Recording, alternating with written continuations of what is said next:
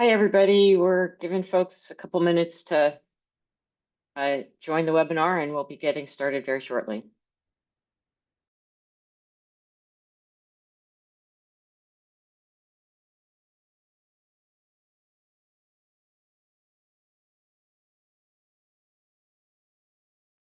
We should have some elevator music going so everybody knows that the sound is working for them. But we are going to get started just in a couple minutes. Let everybody roll into the webinar. Thanks for being on time, everybody.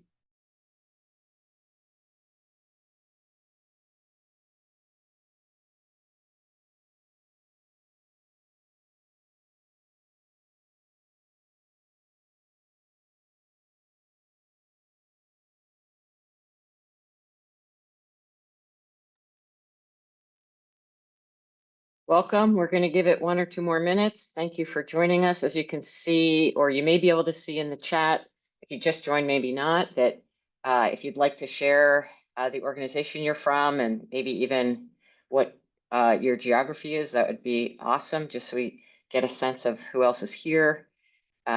So it is 1:02. I would say in 1 more minute, we will get going. Thank you.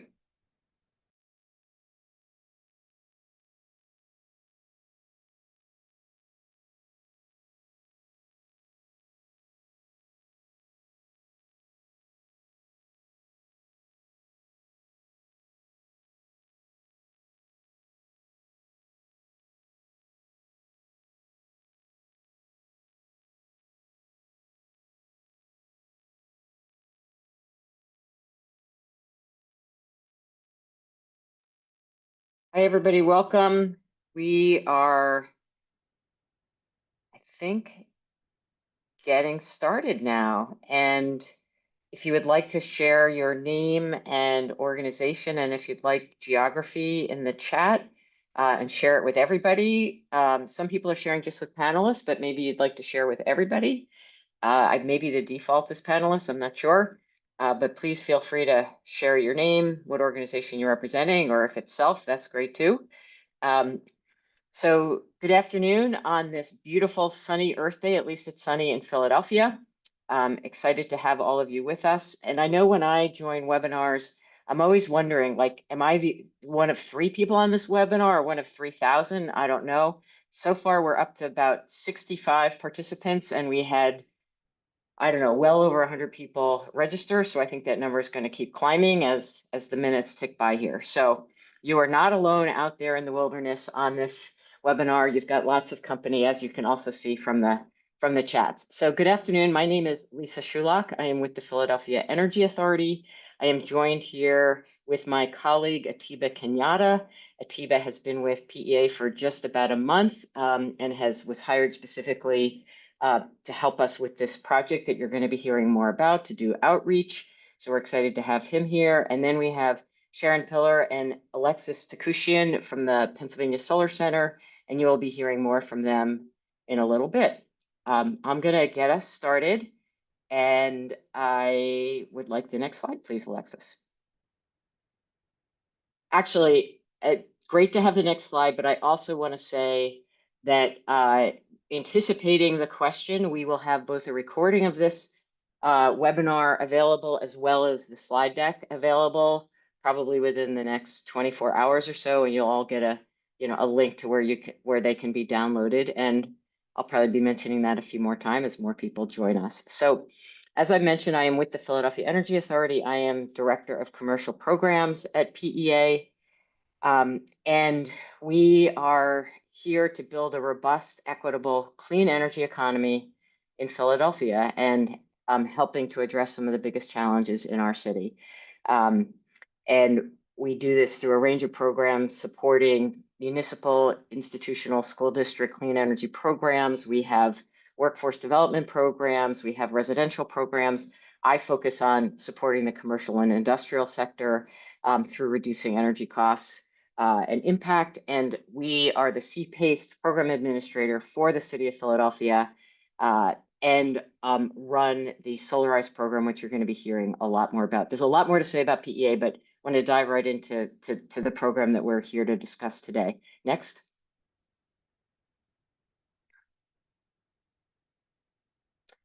So just a little bit more to give us, I guess, maybe a little bit of our solar creds. We support the city of Philadelphia and the school district of Philadelphia. We partnered with the city to procure a 70 megawatt solar system in Adams County. It's a PPA that has been in operation for about 1 year, and it's supplying about 25% of this city of Philadelphia's electricity needs.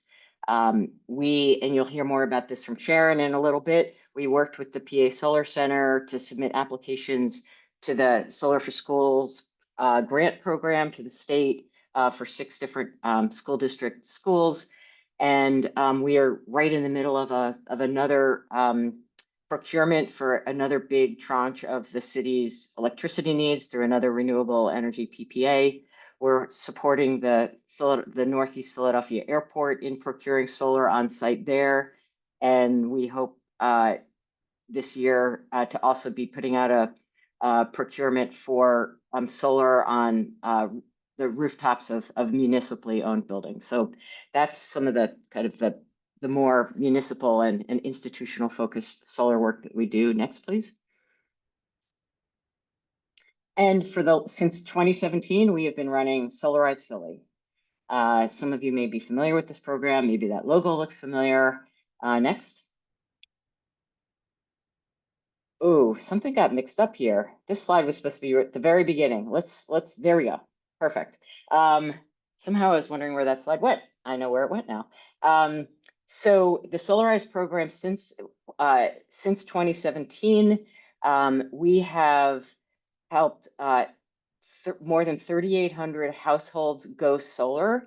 And when you think about solar on a house, the average size is a little over 5 kilowatts, and doesn't sound like very much. But then when you add up 8 years worth of effort, we've helped to install 20 megawatts of solar in the city of Philadelphia, just on homes. And then our commercial program, we've done another almost 2 megawatts of solar at 19 different locations.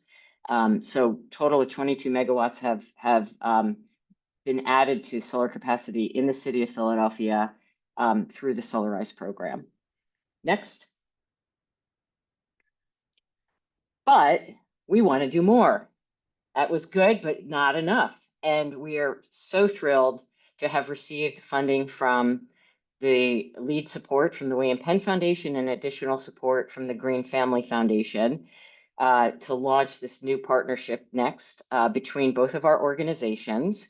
And we are supporting all commercial entities, any PICO account that is a commercial account, any non-residential account will be getting services from Solarize Greater Philadelphia. So we will be, for the first time, Philadelphia Energy Authority will be expanding to do direct services not only in Philadelphia, but in the 4 surrounding counties.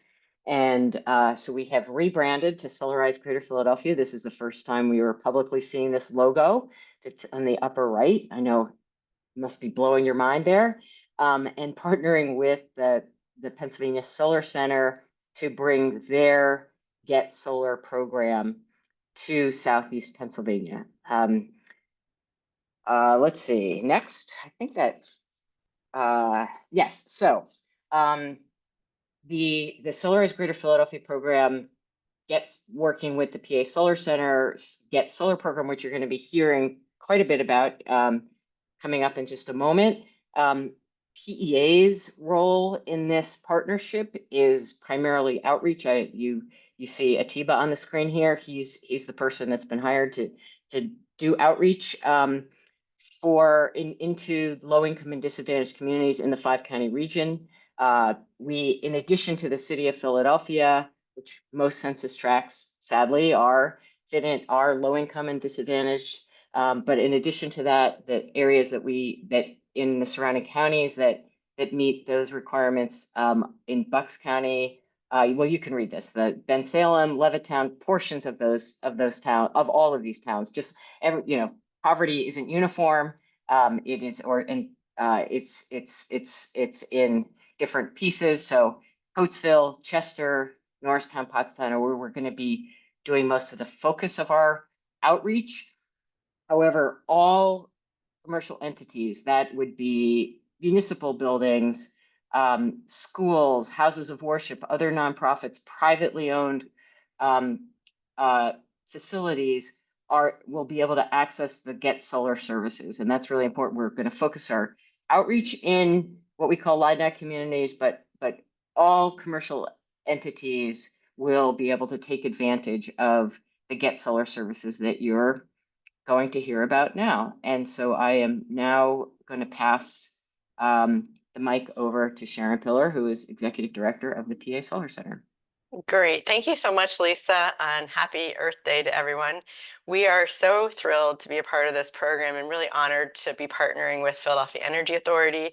And they might not say it, but I will say this is the most successful Solarize program that they have run, that you just saw. Those numbers are quite incredible. So kudos to you and your team and everyone who worked on that. It's really remarkable.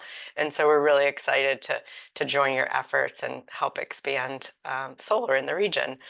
The Pennsylvania Solar Center, we are a 501c3 nonprofit organization, and we've been around for about 6 years now in different iterations, and now have a staff of about 10. Most of us are located in the Pittsburgh region. But our vision is that we envision a world powered by energy that's reliable, affordable, and sustainable for all. And we achieve that by providing trusted guidance to usher all Pennsylvanians into the clean energy economy. So Alexis, you want to go to the next slide? Sort of our elevator speech and how we do what we do is we work to transform, educate, and advocate. And today we'll be talking about our transform bucket. That's our technical assistance to the commercial sector, or our Get Solar program. We also do a lot of education, webinars, newsletters, all those kind of things, and policy work mainly in Harrisburg too. So next slide. And that, as I said, I'm going to talk about our Get Solar program, which is galvanizing our energy transition, or Get Solar. And we have a number of other initiatives under this for schools, communities, our trailblazers, or just basically anyone who from anywhere in Pennsylvania that finds us and comes into the program, and our Solar Corps volunteer program, which we'll mention. The next slide. So far we've in our queue, we've got quite a number of projects, about 250 projects in our queue that are in various different stages. If they all went solar, which we would love that to happen, it would be close to 100 megawatts. Obviously that probably won't all happen, but we're going to try to make as many of them move forward as possible. You can go to the next slide. And you can see that we work across many different disciplines, from schools to municipalities, farms, faith communities, anything that's not a single family home probably we'll be working on. A little bit outdated. We've got about, I think there are 11 projects installed, and then we have another almost 10 that are in the contract signing phase and different phases after that. But we're looking at close to 3 megawatts installed, which was what we're talking about, $8 million of savings over the next 25 years for these organizations, and about $4 million of investment. So what we love about solar, like the technology is great, right? We love solar. We love that it's a clean energy resource. But what really is meaningful is what it does for the organizations that it's saving money. So we're talking about saving teacher salaries for schools, or not increasing taxes in municipalities, or we have a manufacturer that's able to hire more workers and expand their manufacturing because they got solar. So these are really impactful, tangible impacts that solar has, and that's the thing that we get super excited about at the Solar Center. On the next slide. And I just want to go through a couple of our what we call Got Solar. They already went through the process. And I'm not going to read through all this, but you'll get copies of the slides and the recording. But Wesley Family Services is a nonprofit who we helped to go solar, a 105 kilowatt system that's saving close to about 80% of their electricity, and will save them $700,000 over the next 25 years. In the next slide. Burner, as the small manufacturer that I talked about, they got a USDA REAP grant program for small manufacturers and tax credits and benefits. We're really excited about that project. And I know Alexis is going to mention another program for small manufacturers here in a minute. Next slide. CCAC was one of our very first projects, the Community College of Allegheny County. And this project was completed in 2022, a little over 500 kilowatts, and they have a power purchase agreement. So we're going to talk about that as well. And that's going to save CCAC about $750,000 over the next 28 years. Next slide. And this next slide, we're actually are very happy to have Mike Gable here. He is the executive director of Construction Junction, which is a really cool nonprofit organization in the city of Pittsburgh. They had a very unique situation where they didn't actually own the building.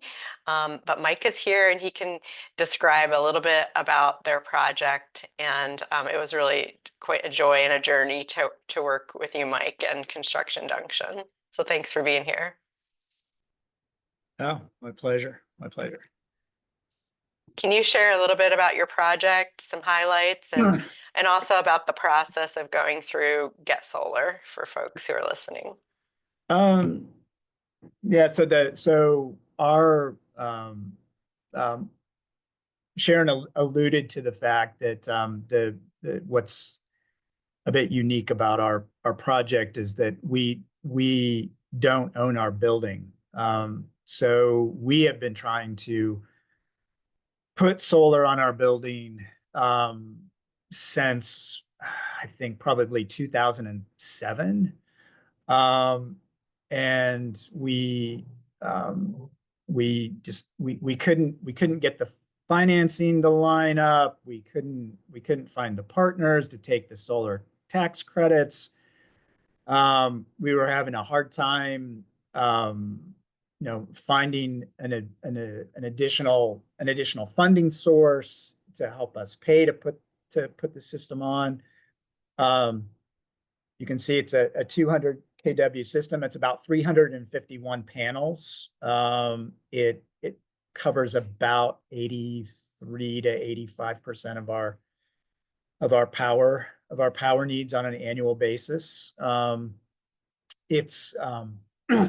It's performing really well. I just opened up the solar app on my phone, and it's producing well today. Over the lifetime of the system, we've already generated over $22,000 of power, and it hasn't been up even a year. So it's doing all the things that we were hoping that it would do. And really what really opened up this opportunity for us and kind of got us unstuck was working with Sharon and her team. Really facilitated us interviewing installers, helped us put together some financing that we needed to put together, helped us navigate the tax. The tax, it doesn't seem right to call it a tax credit, but it's direct pay from the Inflation Reduction Act. And then PA Solar also connected us with Green Mountain Energy's Sun Club, which is their funding, nonprofit funding arm. And basically they helped us put all of the pieces together to actually make this thing a reality. And it was basically installed last June. So yeah, it was literally 15 years in the making. And I think with a lot of these kinds of projects, the thing that's really valuable for people who run organizations is that when we're trying to do bigger capital projects, or really even any project, a lot of times we get stuck, and the question you ask yourself is how do I get unstuck? Who can help me get unstuck and make this project work? And I would say that's the PA Solar Center is the organization that can help you get unstuck and unlock resources to make your solar vision a reality. And it would not have gotten done it would not have gotten done without PA Solar Center. And I'll give a shout out to the Inflation Reduction Act. It wouldn't have gotten done without that money as well. Well, thanks for that, Mike. And it wouldn't be there without your team. And I just want to give a shout out to Leo Kowalski, who's our Director of Transformation. And he is the one person on our team who worked many hours on this particular project. And I think your project just illustrates the complexity. Sometimes a lot of projects are a little bit easier than yours, a little bit more, but they each have their very unique, every project's so unique that we see. And so we'll work with projects to figure out what's the best capital stack or that pathway forward. We don't give up very easily. So thanks, Mike. Is there anything else that you wanted to add? Or any questions if people have? I know Mike has to jump off here in a couple minutes. If people did have in the next couple minutes a question for Mike, please just type it into the Q&A. Also on here is Energy and Independent Solutions was the developer on the project. So they did a lot of work too on the project. Yeah, I thank you for saying that. I missed them, and Hal would not be happy with me if he knew that. Well, I've seen that it's not, this is from our webpage and it's not on there, so we'll make sure to get that on there too. Yeah, well, finding the right helping to be connected to the right solar installer and a very responsive, that's also key. I mean, everybody on this project was so easy to work with, and they helped us find the right partners. So that's my last. Thanks for your tenacity and sticking with it. I remember talking to you back in like 2010. so we're excited about your project. It's an awesome organization, and glad that it's going to be saving you money too as well. Yeah. So thank you for being here, Mike. Absolutely. Thanks for inviting me. Sure. Alexis, you want to go to the next slide? And well, actually, I'm going to turn it over to Alexis at this point. Alexis, as Lisa mentioned, is one of our program managers, and while living in Pittsburgh now, is from southeastern Pennsylvania. So I know that this project is near and dear to her heart. So thanks, Alexis. Thanks, Sharon. So in case you missed it, I'm a program manager, and I'm the person that's digging through your electric bills, designing your helioscope, and working with you to create your solar feasibility study and beyond. I'm happy to talk a little bit more about our Get Solar program, specifically Get Solar schools. We have 67 schools in our Get Solar queue right now. We worked a lot over the winter through the G.E.T Solar for Schools grant program, and we were able to serve as a qualified assessor for 29 applications, which was 33% of all applications submitted for this awesome program. So we have a lot of experience working with schools, school districts, and public entities in general. These are pretty obvious, but we love to, just really underline why people should go solar, especially with the increasing electricity costs. We can create predictable energy costs for the future. It can, of course, save money to serve your mission, your business, your school district, etc. And there are incentives that exist to take advantage for going solar. And like it says, we're here to help you every step of the way. Some incentives that exist at the federal level is that 30% base tax credit that Mike just spoke about. So that tax credit for tax-paying entities, and then that direct pay option does exist for tax-exempt organizations. And then there's an additional 10% energy community bonus credit and a 10% domestic content bonus credit. For businesses specifically, there's the modified accelerated cost recovery system, which is a form of equipment depreciation for solar arrays. So allows you to depreciate the solar array on a 5-year schedule. So you can recover an additional 18% or more of the total installation costs. We're happy to talk to specific clients about this incentives, but as always, you should always consult your tax accountant to learn more about asset depreciation. Across Pennsylvania exists an incentive called the Act 129 solar rebate. So it's a one-time payment based on the estimated year one production of the solar array. And I know we're talking to a lot of PICO folks right now, so I just want to shout out PICO and underline that they have the highest rebate at 10 cents per kilowatt hour. So we do factor that into our feasibility studies and financial analysis. Also, recently announced, it was the Reducing Industrial Sector Emissions in Pennsylvania, or RISE PA grant program, which is an industrial decarbonization grant program. So it's for industrial manufacturing facilities, for small scale, medium scale, large scale, and there's a different amount that you can receive depending on the size and eligibility. The deadline is August 29th. And we're working through outreach and trying to get folks into our queue to submit RISE PA grants. So our flagship program, our Get Solar process, is the bread and butter, why everyone's probably on this webinar right now. We like to sum it up in about 4 steps. The first one is when we receive your electric bills and we do the solar design on Helioscope, we create a basic solar feasibility and high-level savings analysis. We're able to review that with you, answer any questions and make any modifications, talk about financing and how that will work later down the line. Once the stakeholders are ready to move forward, we put out competitive bids. We receive competitive bids from qualified solar developers.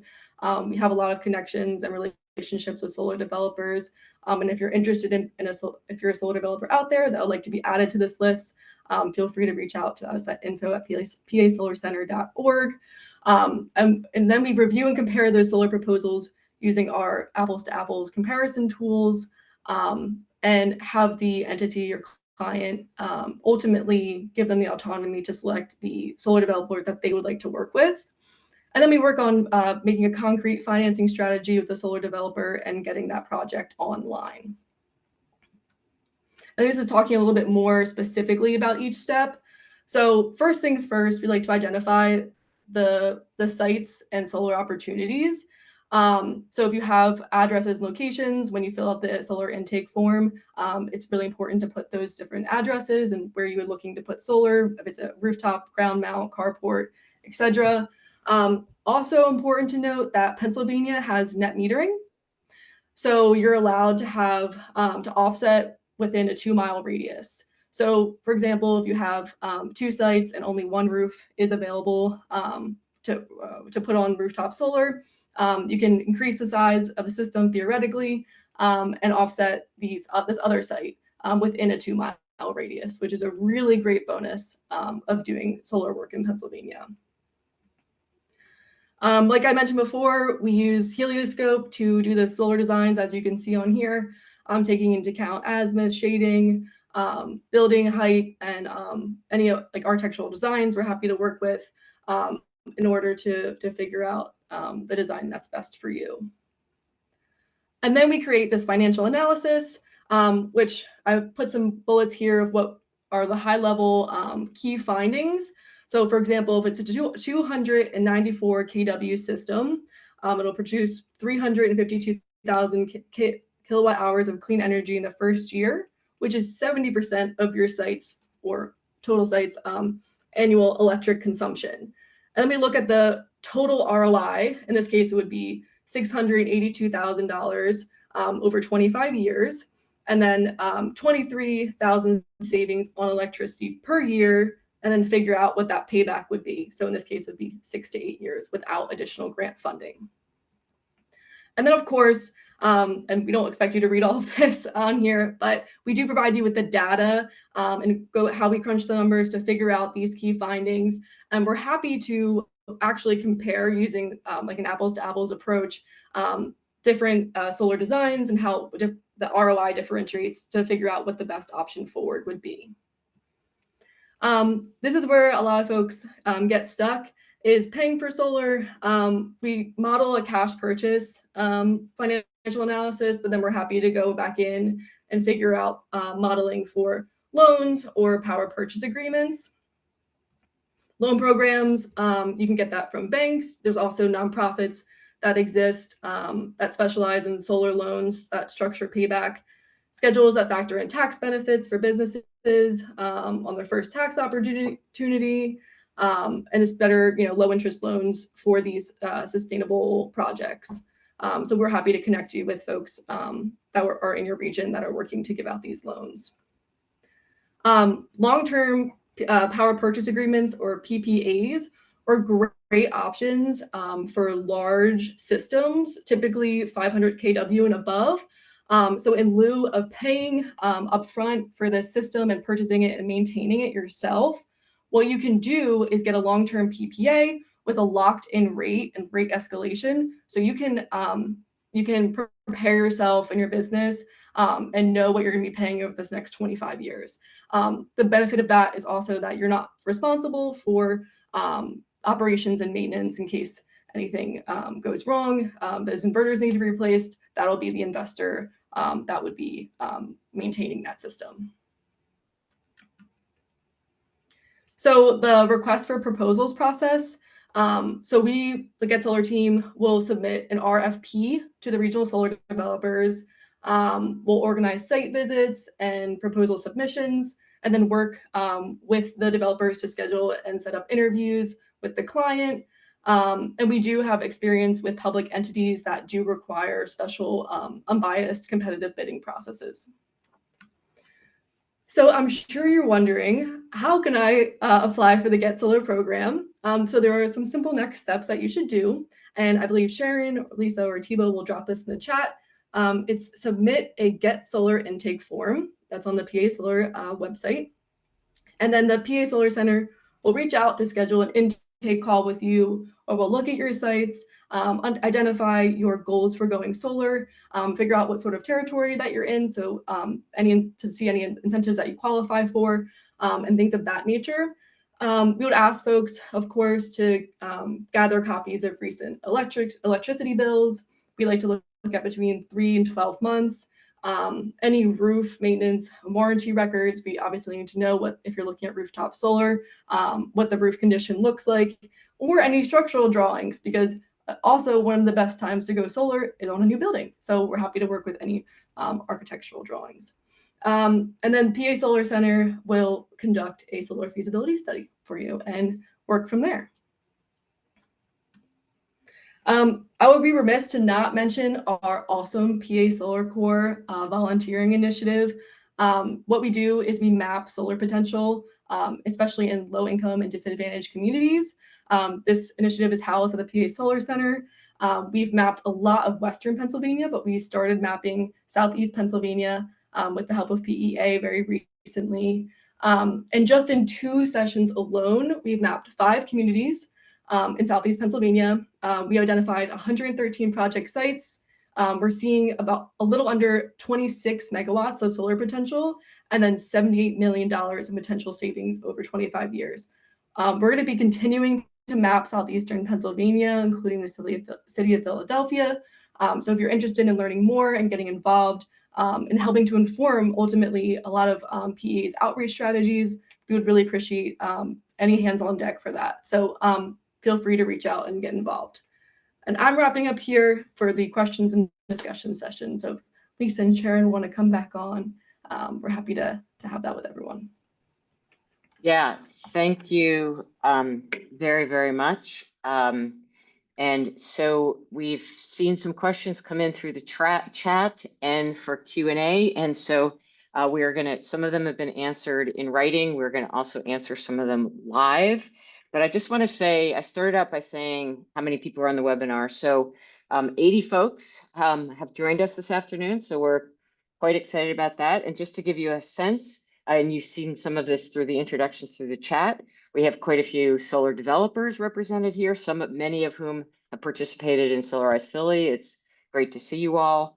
I see people from surrounding counties, some planners, sustainability directors, property owners. We have PICO, and I think maybe several people from PICO represented, maybe another utility. We have some consultants on electrification and clean energy. We have finance people. We have representative from the Department of Environmental Protection. We have architects.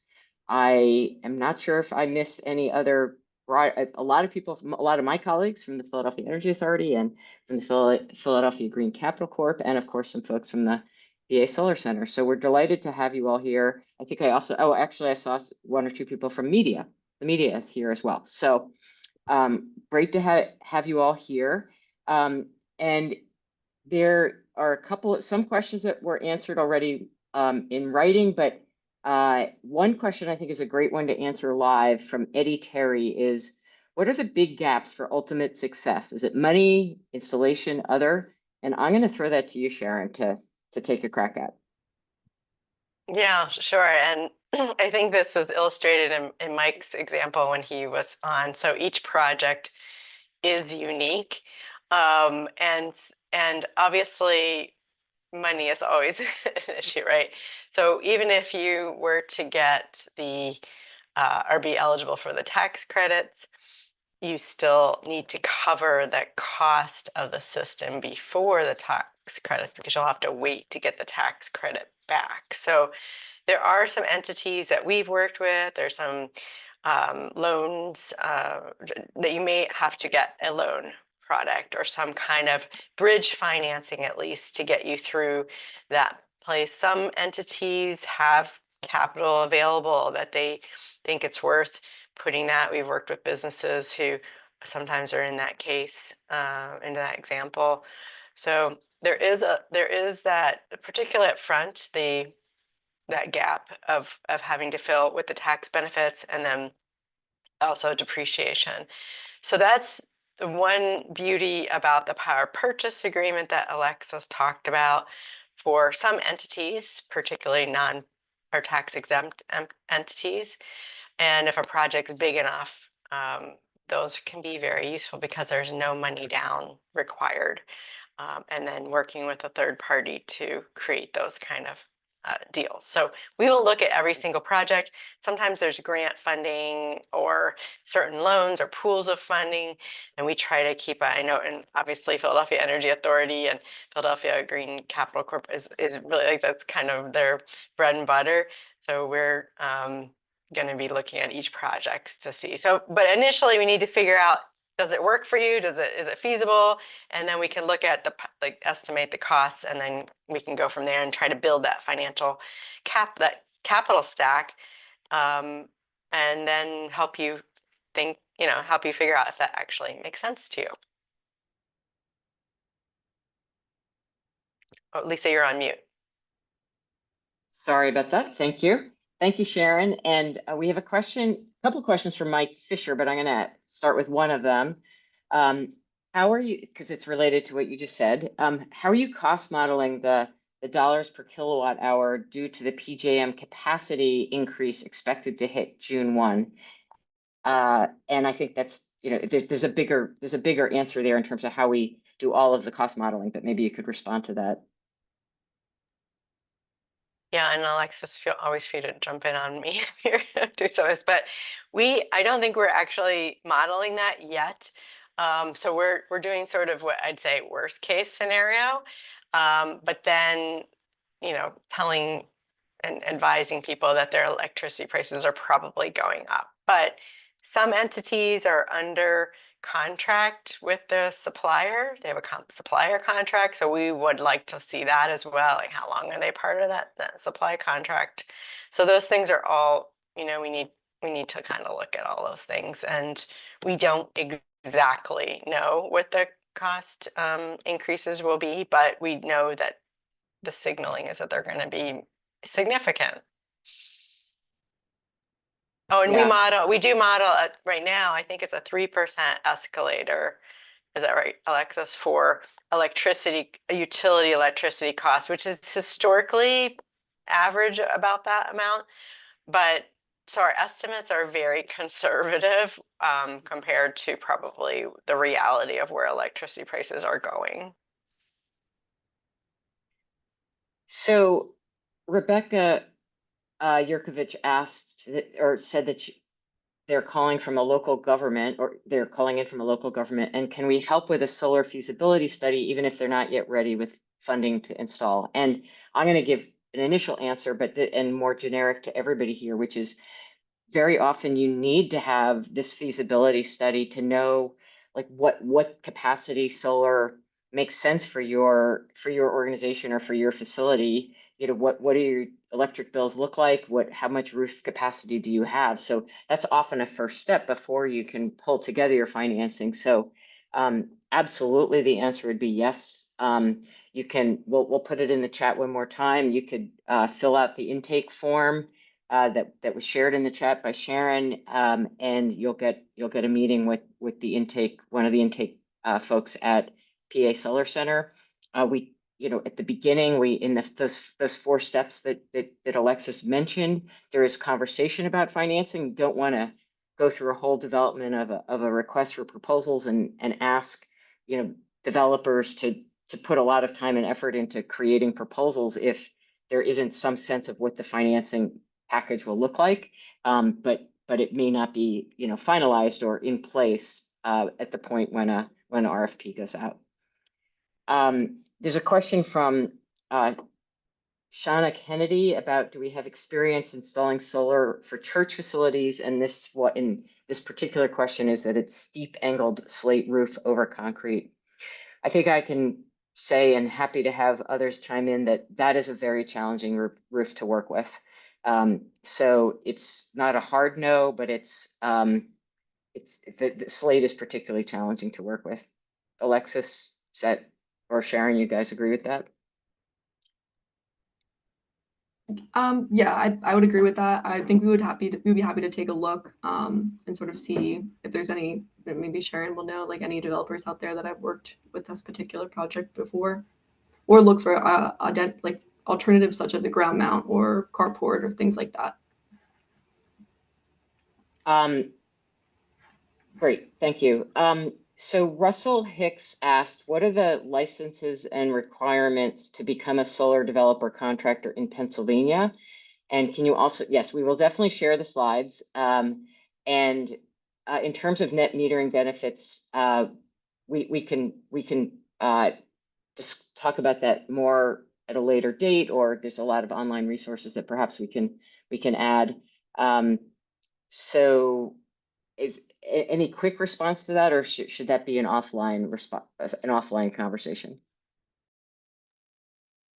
I mean, we can briefly talk about net metering, or if there's a developer, and I know this is a question that I think I answered there, if there's a developer who wants to be a part of the bidding list, we're definitely looking for entities that have NAPSEP certification, or sometimes if they're, at least if they're subcontracting some of the design work, that the subcontractor has NAPSEP certification, and there's some other things as well. So we vet the developers, and if you want to be on the bidding list, you can contact either our organization or PEA, and we'll get you on there.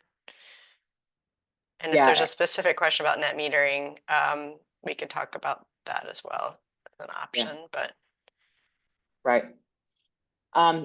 So Liz Robinson asked a couple of questions related to the Solarize program that in the 4 counties outside of Philadelphia for residential specifically. And Liz, and maybe others who are curious, the answer is, at this point right now, we are launching the commercial component of Solarize Greater Philadelphia. We are not launching the residential program beyond the Philly program, which we already have, we already run. The Solarize Greater Philadelphia will expand to the 4 counties when the Solar for All program goes live in Southeast Pennsylvania, so that they will be a together program. So right now, if you own a home in one of the 4 counties and you want to go solar, what we are suggesting is you can on the solarizephilly.org website, you can see who our installers are that have that are participating, the residential installers who are participating in our program, and you can reach out to them directly or any other installer that you like, but we are not offering Solarize Philly specifically. We're not offering our Solarize program outside of Philadelphia at this time until Solar for All goes live. We have a question from William Saby. My township uses Penn Bid. Is there a way to get it posted on Penn Bid? Sharon, I think you know the answer to that. Yeah, I think and there's several different public bidding tools and platforms that some municipalities or schools will use. If we're working with a project and you want to put it out to bid, we can help you prepare everything that you need to get it ready, and then you could put it out in whatever vehicle you need to. So that's definitely has been done and is done. There's a public bidding process that has to be followed. So I should have clarified who we send, the qualified developers would be who we would be sending out any project that wants to go out to bid. But obviously, if it's a public bid, it goes out to the universe, right? Like everybody gets to see it. So, but if you're working with us and you want to go through our RFP process or bid process, we will help you make sure that whoever is bidding meets certain qualifications or helps you get that prepared. Hopefully that answers your question. Bill, sorry. Thank you. So there's two questions related questions from Loretta about how did the city of Philadelphia do a 70 megawatt system that's not local? And that is that process and many other large institutions can use a PPA. So what the city of Philadelphia did is it contracted with a solar developer. So the developer installed the solar system, and the city of Philadelphia agreed to purchase all of the electricity generated by that solar array. And institutions can do that in part or in whole, and it depends on on institutional building practice, on institutional procurement processes. But it does not require community solar to do that because you're using the power purchase agreement methodology. So for those of you who may not be aware what a PPA is and let's take it at a local level. Let's say you own a commercial building in Philadelphia.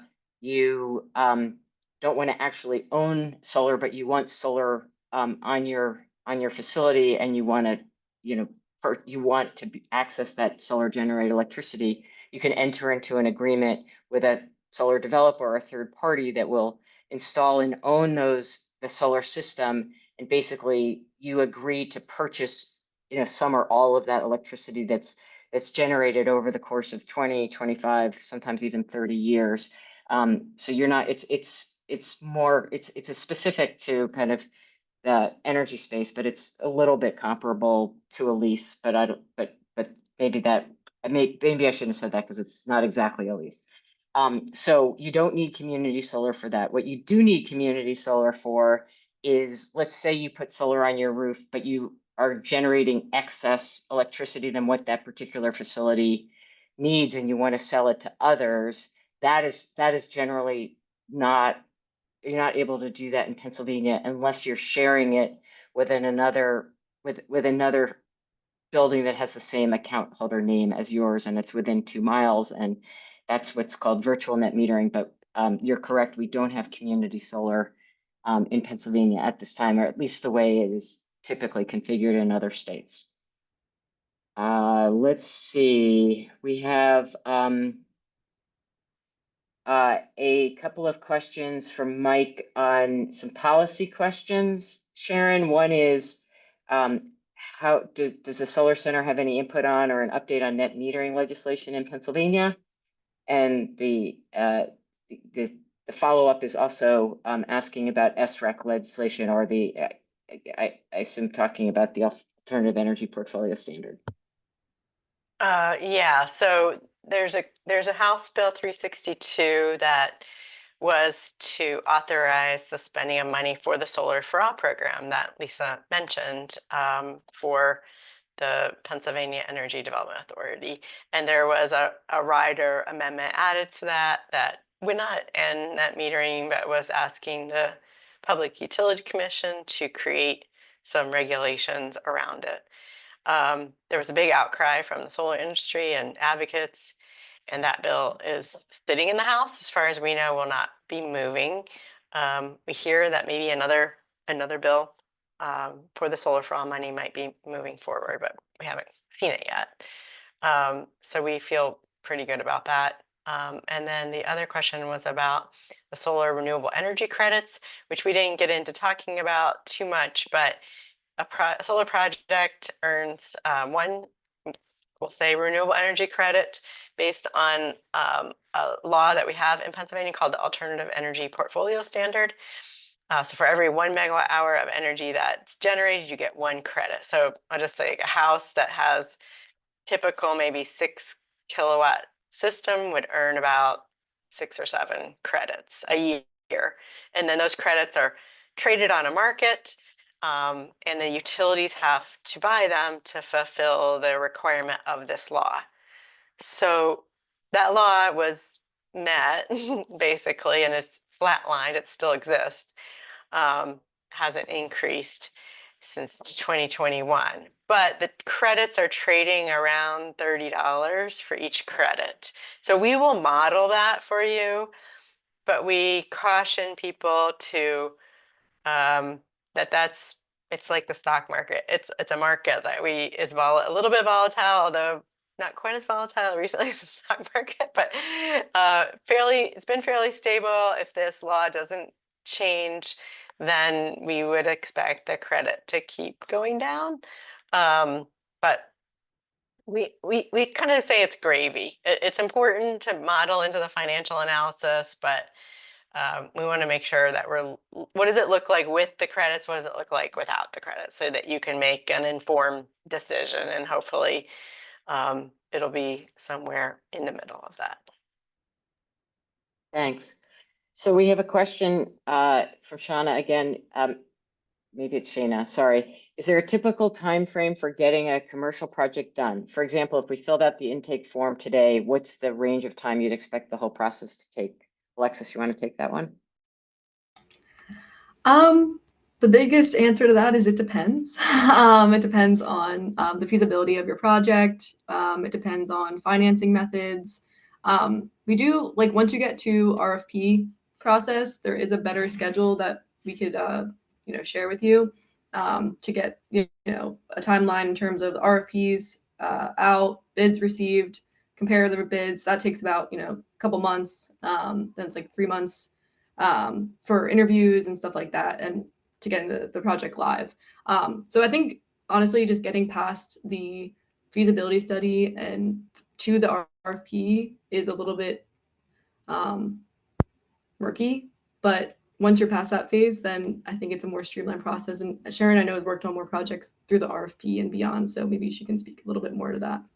I think that was right on, Alexis. And it also depends on your institution and how nimble you are and how eager you are to move forward. Sometimes a decision-making process can take, we've had projects take literally 4 years.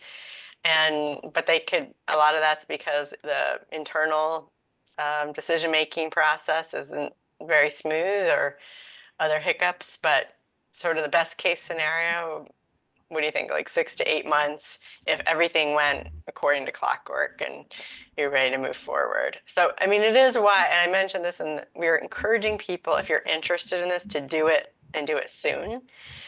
The tax benefits are here. They're in part of law. I know there's a lot of questions. People have that. I addressed it in the chat, but we do get a lot of questions about it.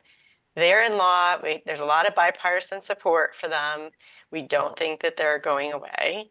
If they did get modified, we think they would get, like, maybe you wouldn't be extended out to 2032. Maybe that would be shortened, but likely there'd be some kind of grandfathering for projects that are partway through or whatever. So we're just encouraging people to think about, if you're thinking about doing it, do it sooner than later. and move forward. And then there was a question about tariffs, which I didn't really answer. I think, like, if I knew the answer to that, I would be very wealthy. So, but there's a lot up in the air about that. There are more panel manufacturings because under the Biden administration, there was a lot of push and incentives for manufacturing here. But a lot of that product is kind of scooped up by developers. And you know, so I don't know. The answer is not sure. And then there are developers who've kind of stockpiled panels as well, anticipating, you know, more tariffs or increases or, you know, difficulties in supply chain. So it's just wherever the developers are bidding on your project, they will bid it usually when they're able to, and then give you like a 60-day, 90-day guarantee on that.